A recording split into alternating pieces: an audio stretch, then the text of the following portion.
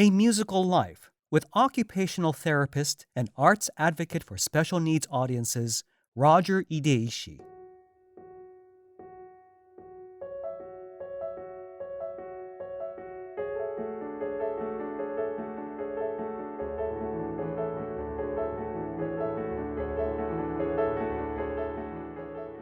Roger Ideishi is the Director of Occupational Therapy at Temple University in Philadelphia. He's worked to provide community access and opportunities for children with diverse sensory and cognitive abilities. Roger has worked with such arts organizations as the Kennedy Center for the Performing Arts, the Pittsburgh Symphony, the Philadelphia Ballet Company, and the Philadelphia Orchestra to help them build meaningful learning experiences for special needs children and their families.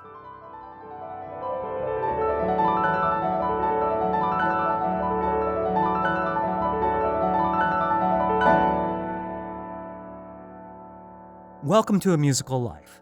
I'm Hugh Sung. In many art performance experiences, such as the theater, the ballet, or a classical concert, there's an implicit expectation that audiences are supposed to remain silent and only express their appreciation through applause at appropriate moments. But for folks with sensory and cognitive challenges such as autism, it can be difficult to interpret the complex social cues in an artistic environment. And as a result, they can feel shunned, isolated, and disconnected from these communal experiences. Thanks to Roger Ideishi's work, more and more arts organizations are finding ways to welcome special needs audiences and experience the power of the arts to connect all members of society in meaningful ways. Roger, thank you so much for being on the show. Thank you for having me. Absolutely. Now, we first met, interestingly enough, at a rehearsal for one of the Philadelphia Orchestra's Sound All Around programs. This is their children's concert outreach. And I've been doing this for a number of years, but this is the first time that we were informed that someone was going to be talking to the musicians at the rehearsal to help us prepare for a new type of audience that was going to be participating in these concerts. And that person happened to be you. And I'm wondering if you wouldn't mind sharing with us the talk that you had. And of course, we've had subsequent talks from members of the organization that you were participating in, Artreach. And it was so fascinating. We had such a lively discussion. I wonder if you could share with us what you shared with the musicians that day. Mm-hmm.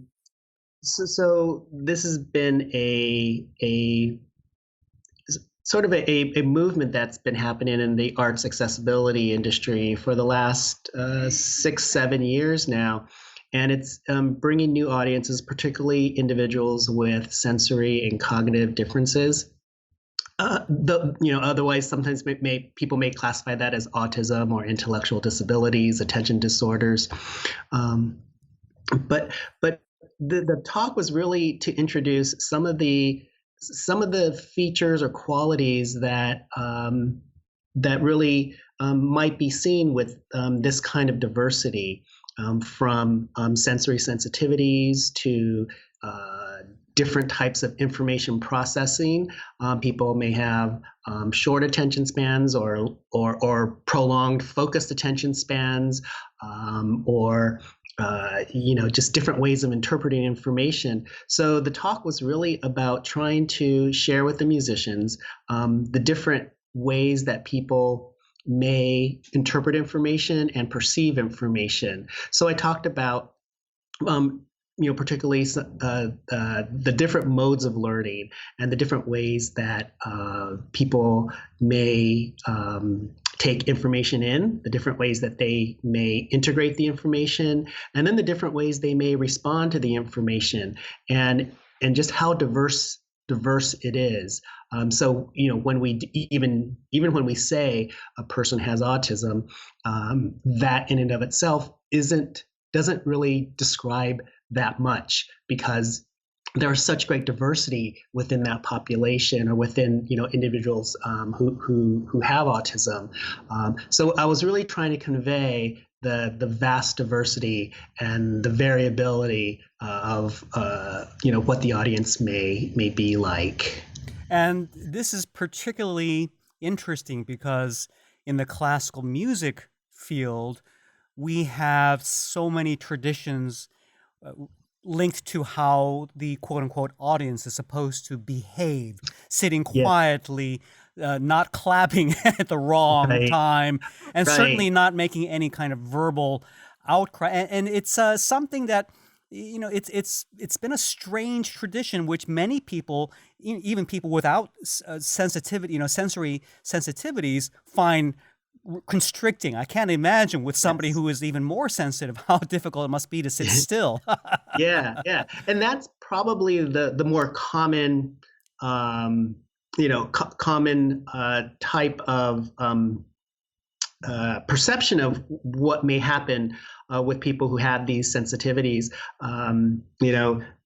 That they may be hypersensitive to certain types of information, or where um, you know a person with with a sound, we may be able to receive it, interpret it, and sort of integrate that into our surrounding, other types of sensations and noise that's happening. Where someone who has these sensitivities, they may take that exact same sound at the exact same tone or decibel level, but they may interpret that completely different, where it actually may, provide a more heightened sensory experience that they may get, quite excited about, or it can give them a more sort of averse or noxious kind of experience that other people don't experience, and then it can really impair the experience that's going on. So there's sort of that end, but then at the same time, and that's what's so difficult sometimes to even convey, what's going on the other end.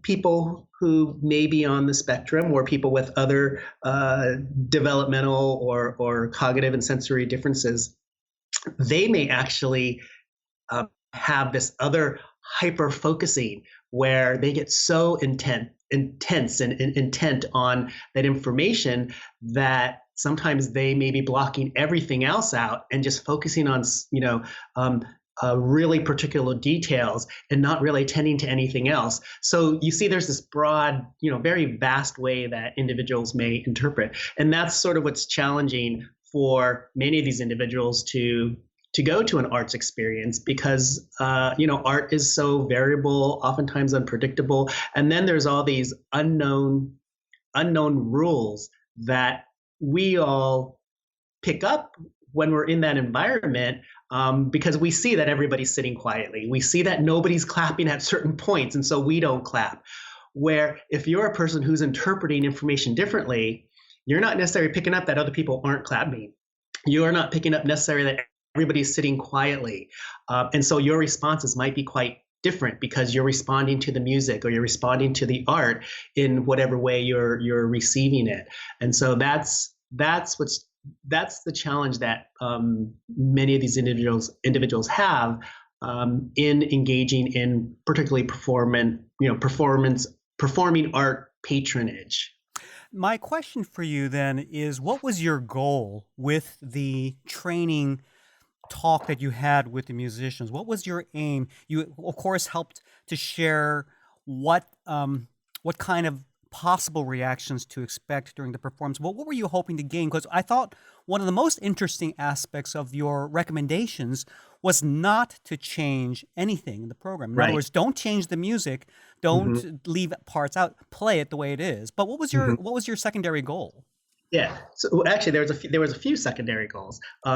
It was to ensure that the performers were aware of who the audience was, that the audience may have different responses, and we didn't want those surprises for the performers. So, if you're performing and the reaction or the response is not something that you would have typically experienced in the past, either at a certain point in the music or just in the general milieu of the experience, we didn't want it to disrupt your flow of your performance, because we wanted to give them a true musical experience. We don't want to make this a special experience that we have to protect everybody, from everything in the world. The goal is really that we want them to start to see.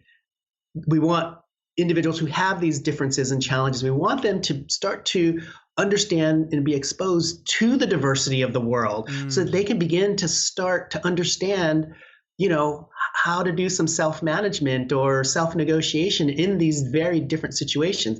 So we didn't want the performers to temper anything down. We didn't want the performers to be surprised themselves that may disrupt their flow of the performance. So part of it was to really just inform the performers that the audience may be a little different, but you do what you continue to do, because that's what the performance is, and that's what the audience is coming for.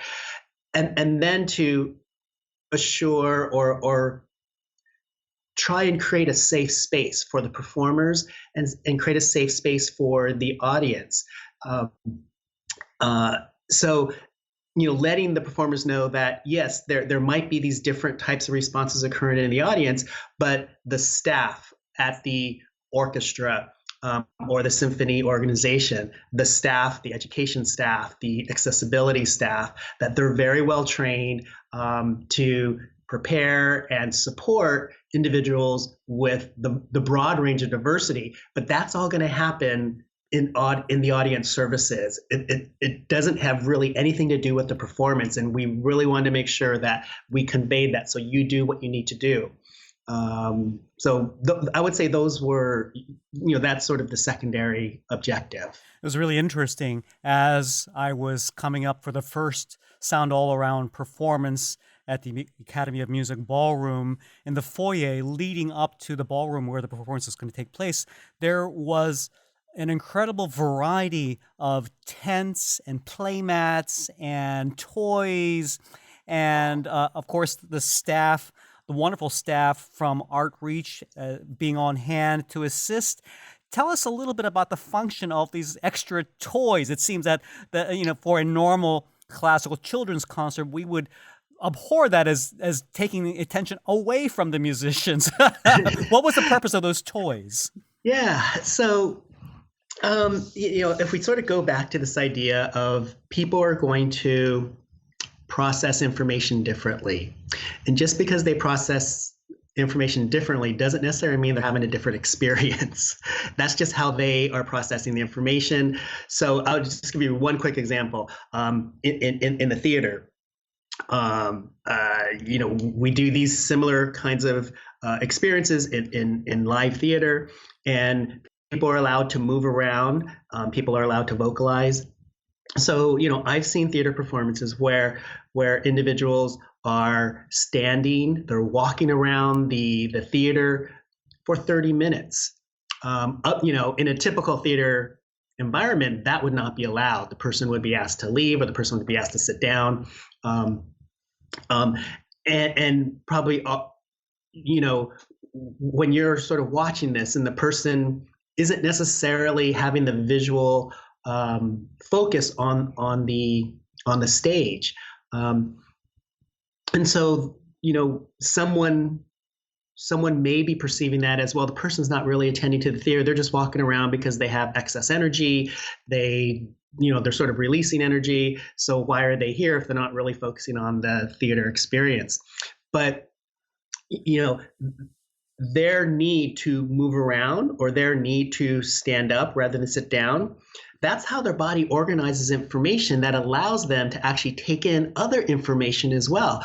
So the person who's walking around the theater, that person was still taking in all the information that was going on in the stage, even though there wasn't this persistent visual focus on the stage. They're still hearing music. They could still perceive light changes. They can still perceive general movement changes that are going on in the stage. They can, hear voice, and their ability to take all that information in, they needed to stand up, or they need to have other movement going on for them to keep their body organized, to be able to take that other information in. So they were attending to the theater.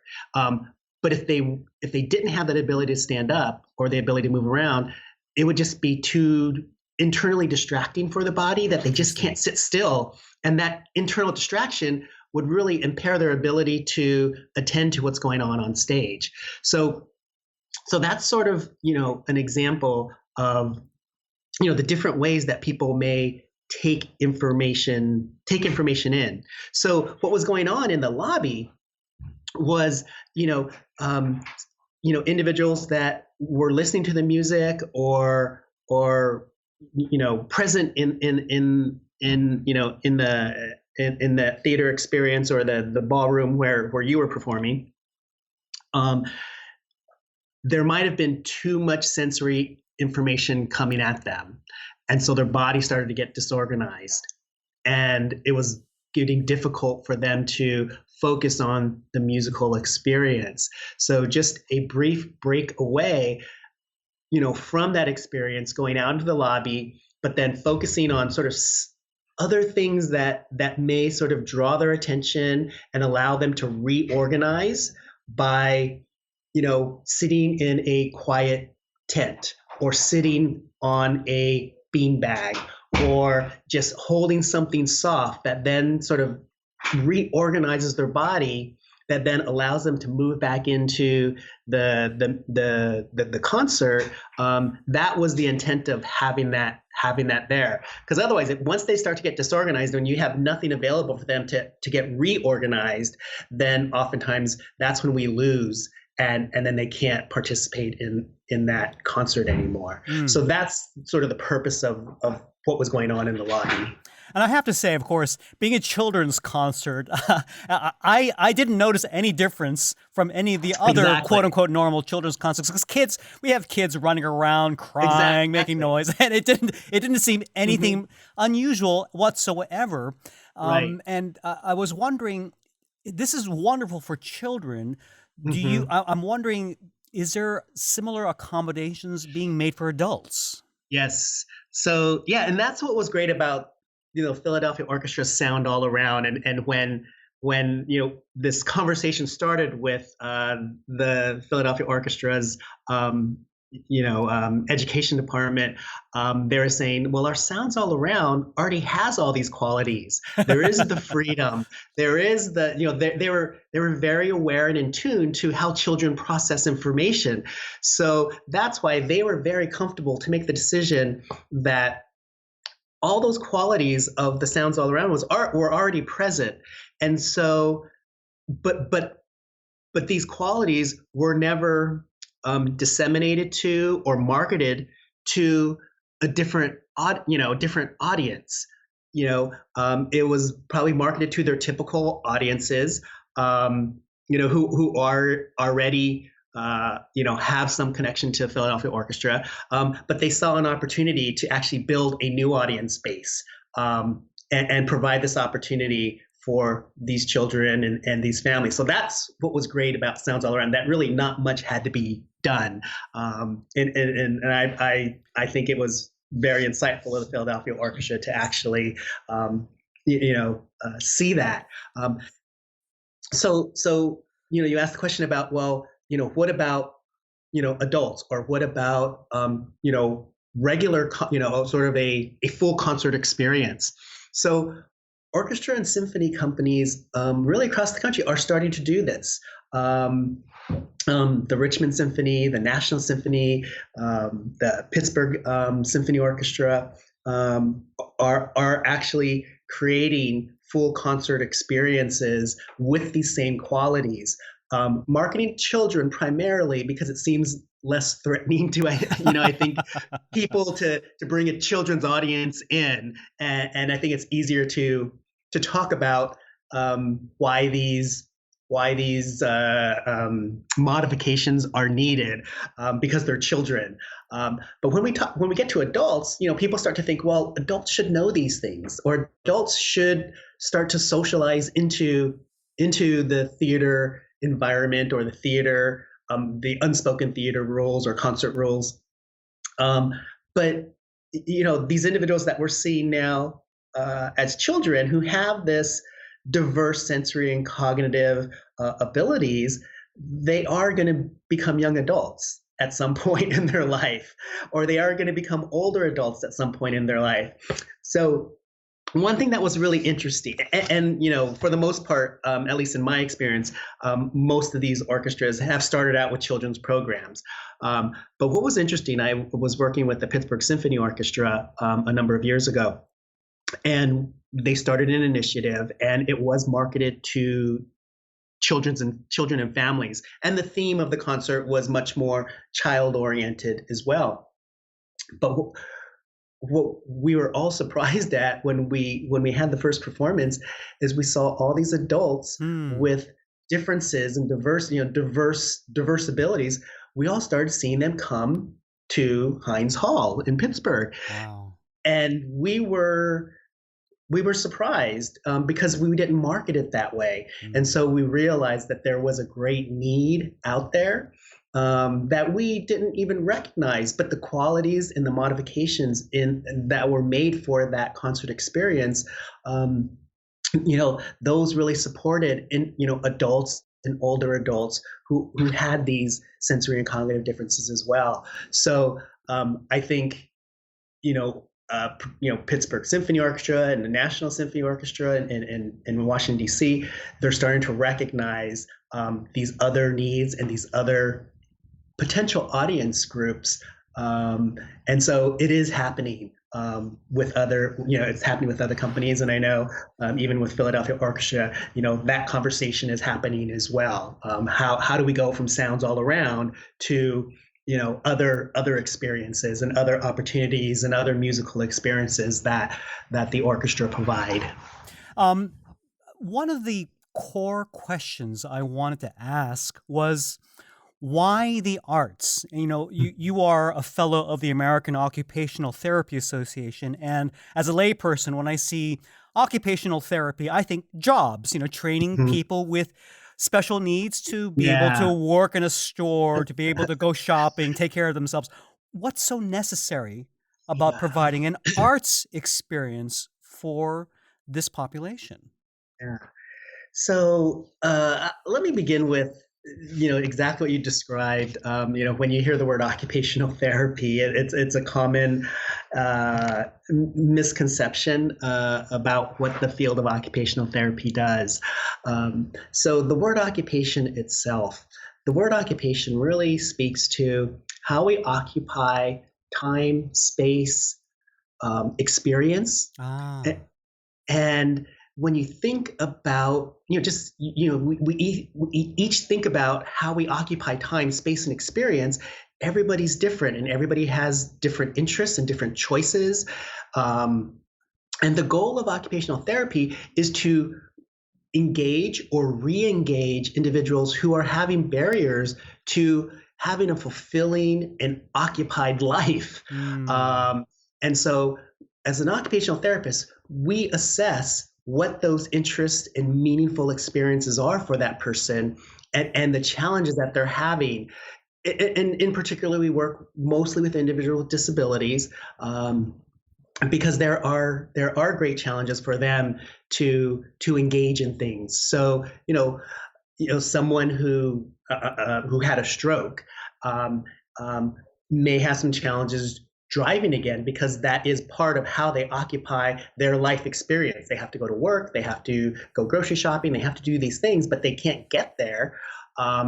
So learning how to drive again, following a stroke, occupational therapists, are quite valuable in helping to figure out how that's going to happen.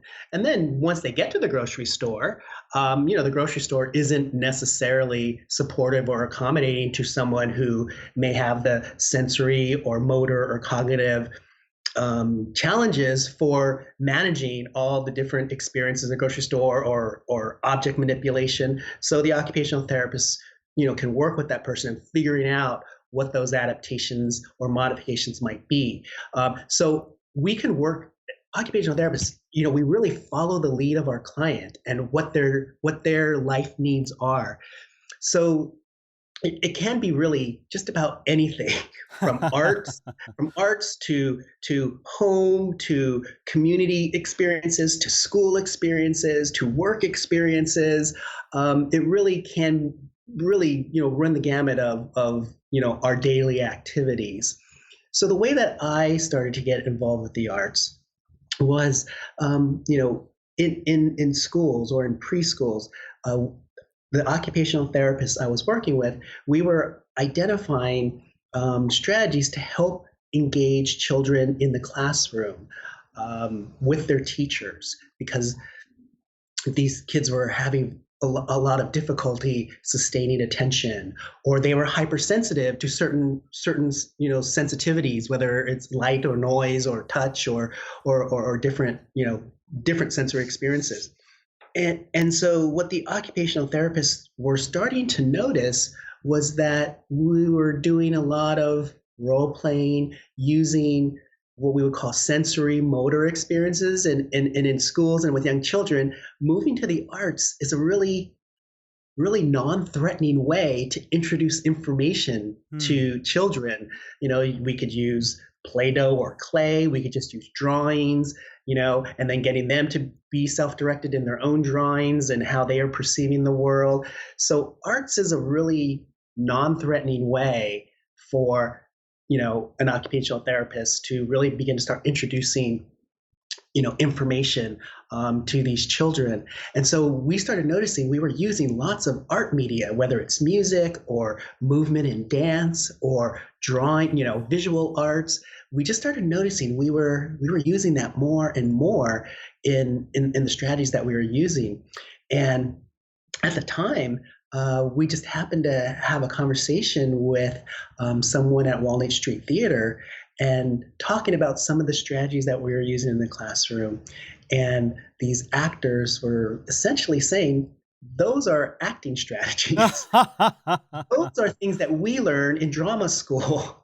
So we actually began to create a acting residency at the school where the actors would come and work side by side with the occupational therapist and the teachers, and then help us learn some of their strategies that they learned from drama school. And we started to incorporate that into the work we were doing in the classroom. In expanding that, we also recognized movement was another non-threatening. Everybody moves for the most part, and movement was another non-threatening way to start to introduce experiences to these children. So then we started working with a dancer from Pennsylvania Ballet as well, and then music therapy. We already had music therapy in the school, and the music therapists were doing very similar things. So we really saw these I tend to call them sensory motor experiences, but they were essentially art experiences, really capturing and occupying these children's minds and space and motivations. And so we really began to really enrich the therapy experiences, the classroom experiences with arts. But as we started to notice that the therapists and the teachers, we control the classroom. The children don't control the classroom. We control the classroom. And so, we were able to structure the environment and model the experiences, and the children were able to respond quite well. But when you then remove the structure and the protected environment of the classroom, can these children begin to generalize and use the same skills out into the community or in their homes? And that was a big concern of ours, because when we talk about occupying time, space, and experience, right, a classroom experience is only one part of a child's life. Yes. They also have to do things in the home. They have to do things in the community. So we started exploring how this was starting to happen in the home and in the school. And we started realizing there were lots and lots of challenges that the parents were having. And also we started noticing that the public didn't seem to understand. So these families would go out into the community, but the community didn't understand these families. They weren't very supportive or empathetic with these families. And so these families really felt very isolated and even very hesitant to go out and have these community experiences with their children. So that's when we started talking with organizations about, well, how can we help these organizations be supportive and not feel that hesitation of having these families and these children come into their environment, like the Pennsylvania Ballet or the Philadelphia Orchestra or Walnut Street Theater. How can we help these organizations so that they don't have that hesitancy? And how can we help them feel comfortable with all of this? And that's how this all started. And then it's just, around the same time in New York City on Broadway, TDF started working with some of the Broadway theaters and looking at the exact same issues. And they created the autism friendly show of Lion King. And from sort of that point on, in performance arts, this sort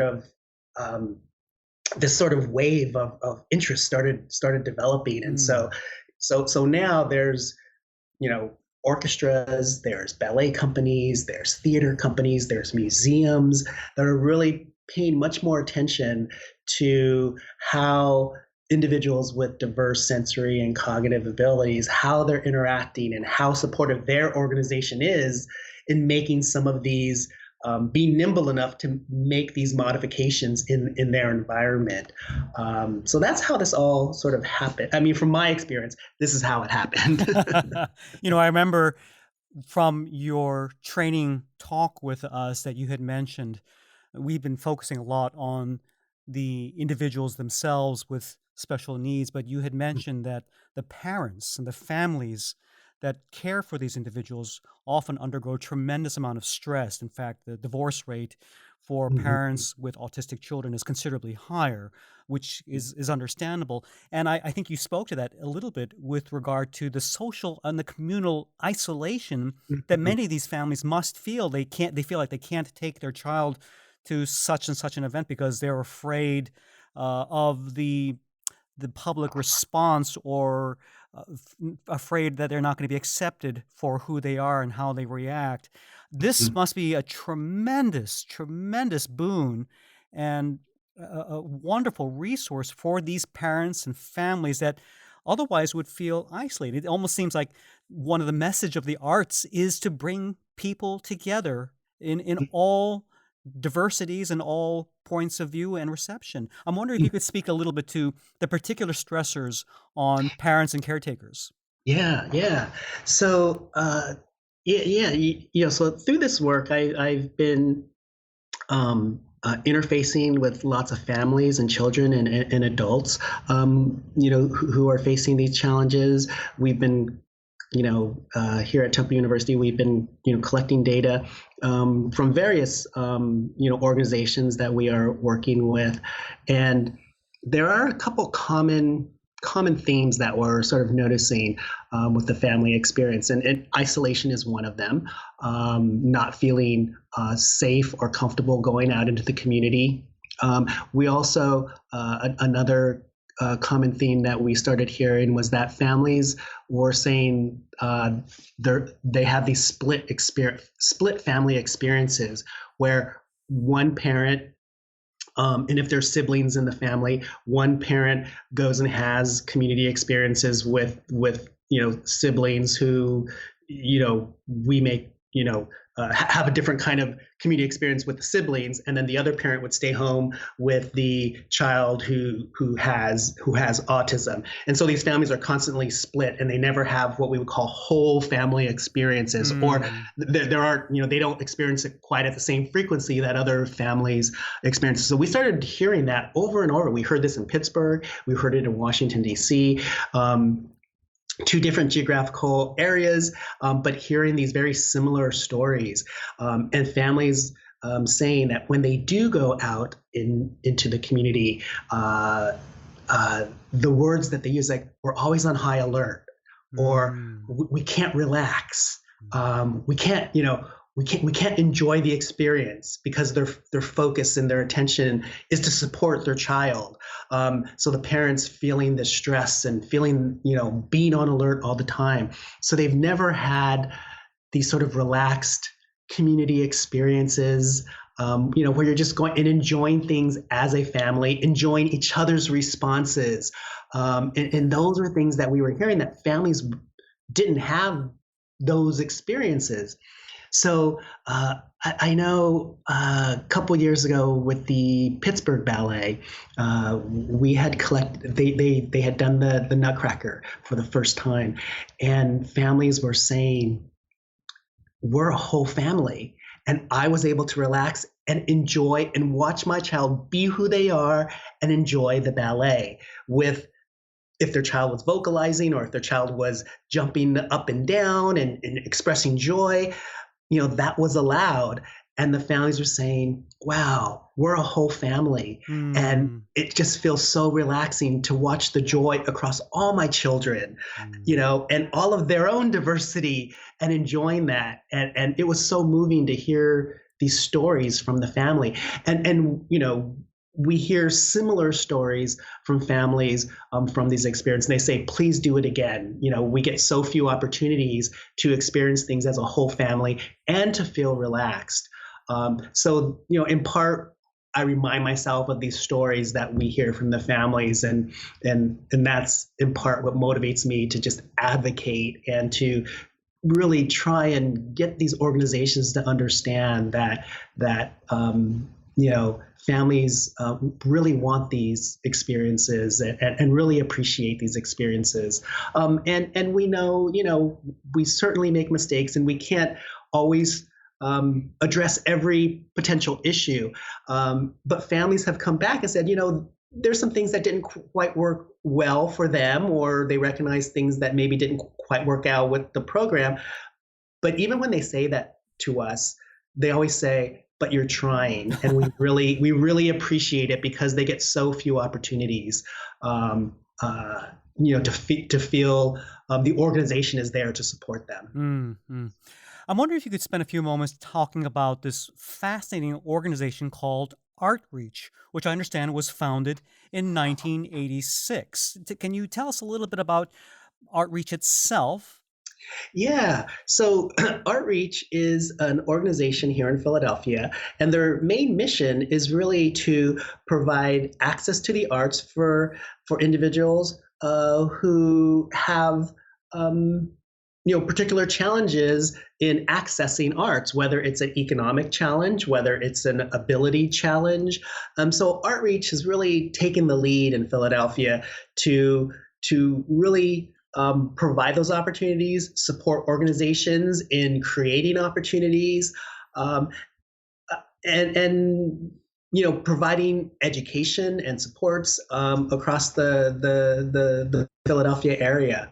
I think Artreach has been really critical in promoting and disseminating information, and also helping with having these organizations feel safe in Mm. making these transitions. I think what I found so fascinating when I was reading about them, I had been so focused on the attention for the autistic audiences. I didn't realize Artreach, as you just mentioned, covers a number of audience members with specific challenges, whether they're financial, whether they Mm-hmm. are developmental, or Yeah, other challenges they face. I didn't realize that they had such a broad yeah, mission to help people access all varieties of the arts.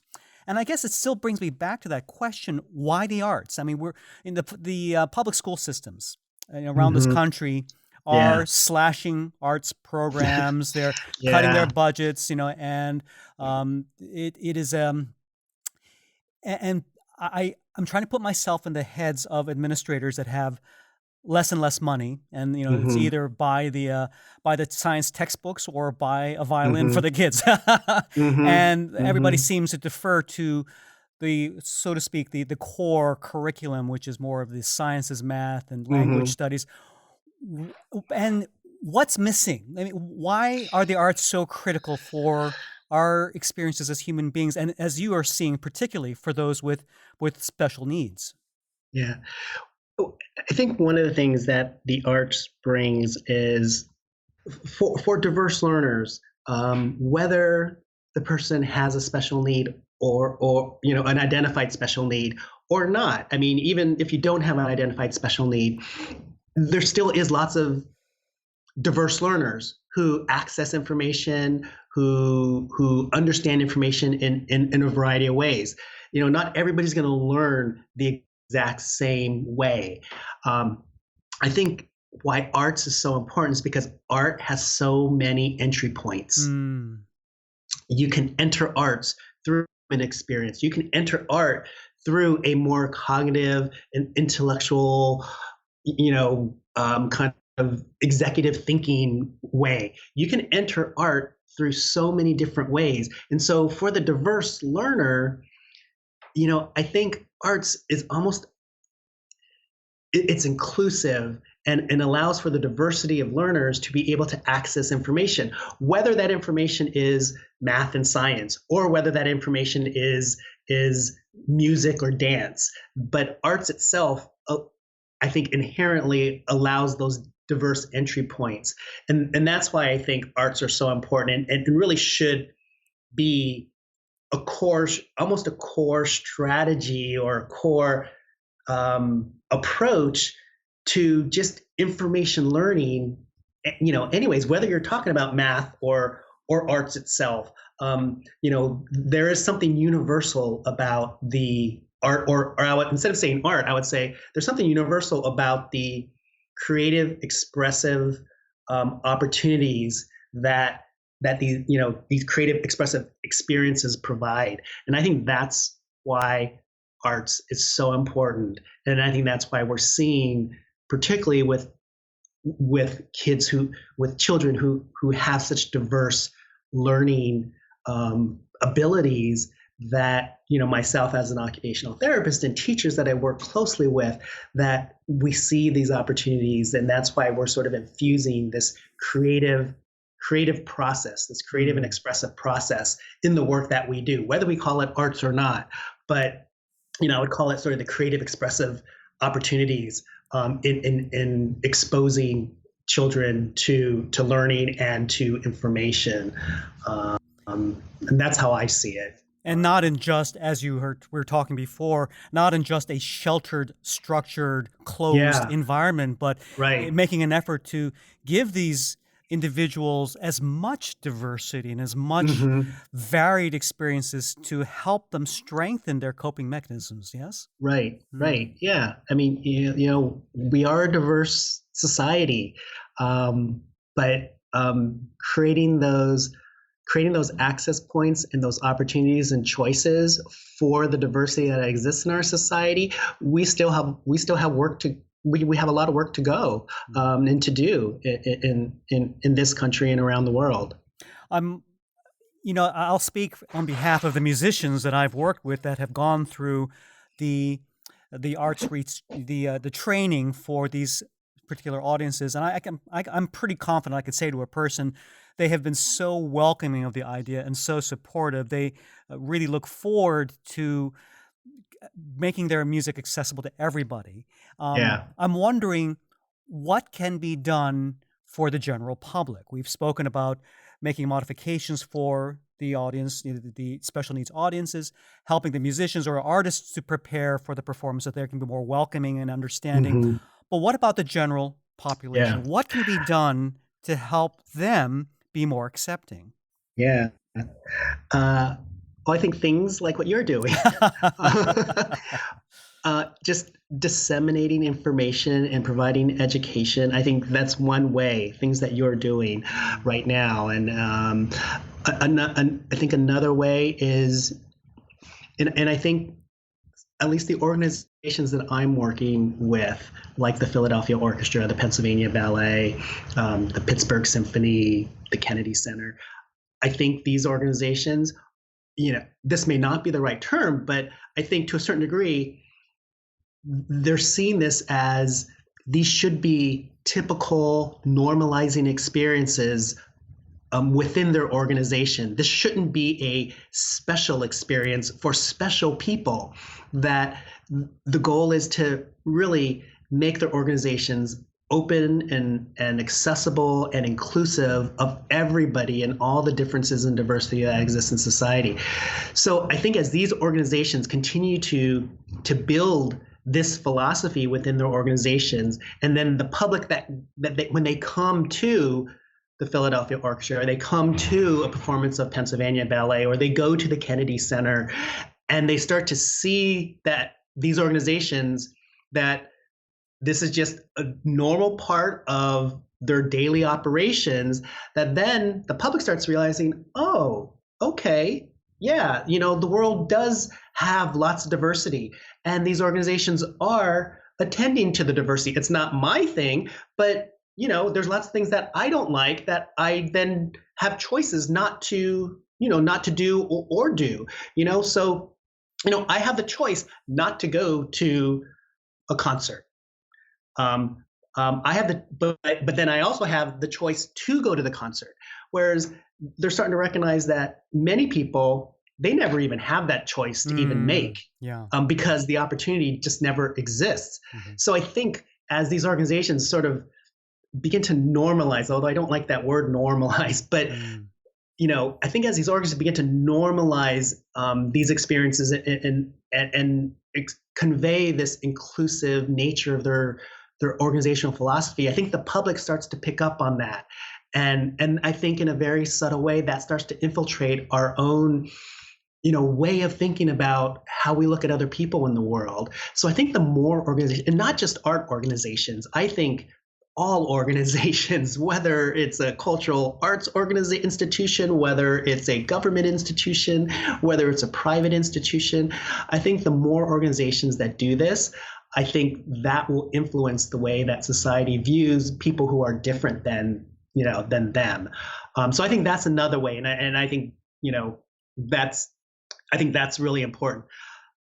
And then another thing that I always, when I consult with these different organizations, I always talk to them about media and communications, that, like what you're doing, this information has to get out to the general public, and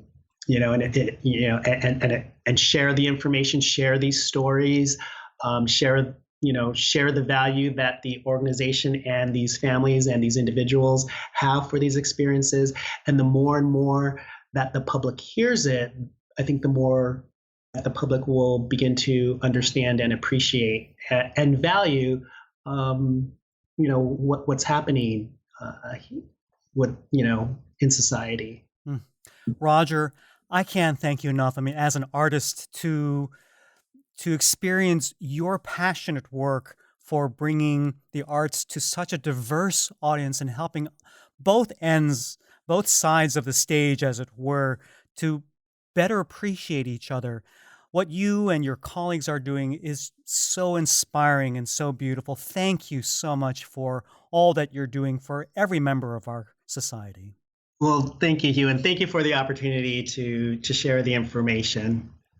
For links to Roger's website, as well as some wonderful videos of parent testimonials from the Pittsburgh Symphony's sensory diverse outreach programs, visit the show notes at amusicallife.com. While you're there, be sure to sign up for our newsletter to get the latest updates on future episodes. You can also subscribe to A Musical Life through iTunes or with your favorite podcast playing app, and get new episodes automatically downloaded onto your smartphone, tablet, or computer. If you enjoy these stories about making music and the things that move our souls, please tell a friend about this show and consider posting a short review on iTunes at amusicallife.com/review. Thank you for your support. Until next time, I'm Hugh Sung, and I wish you a musical life.